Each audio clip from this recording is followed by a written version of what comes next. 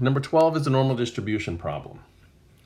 But something that we talked about in class was the difference in the problems and the difference in what you're going to need to identify, even though all of these problems or a lot of these problems will say that data is normally distributed.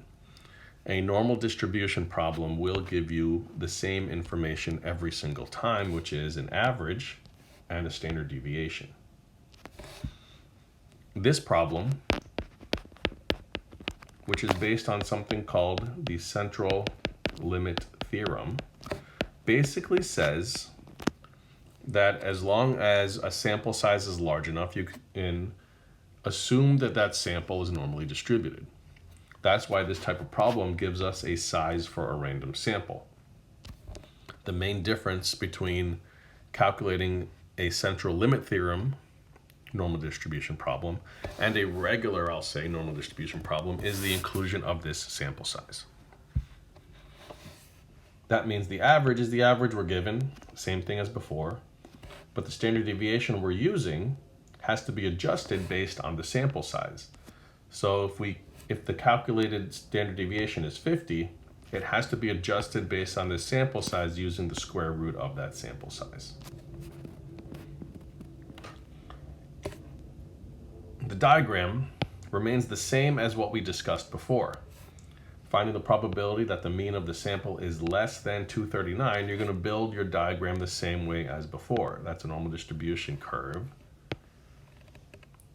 That is a center of the curve located at the average that you're given, 250.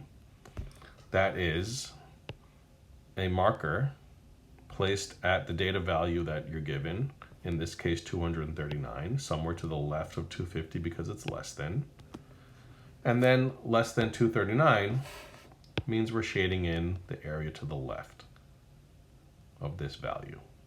And we're looking to find the area of this value. So let's use normal CDF. And lower boundary is negative infinity. 239 is our marker.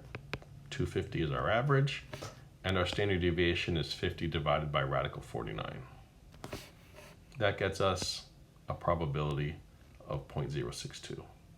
The size of the shaded area equates to the probability that a data element falls within the range of anything less than 239. So what's the probability that the average is more than 266?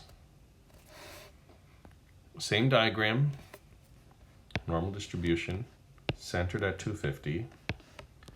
But this time 266 is to the right of 250, so that means we will shade the area to the right of this to equate to that probability of anything more than 266, essentially going from 266 up to infinity.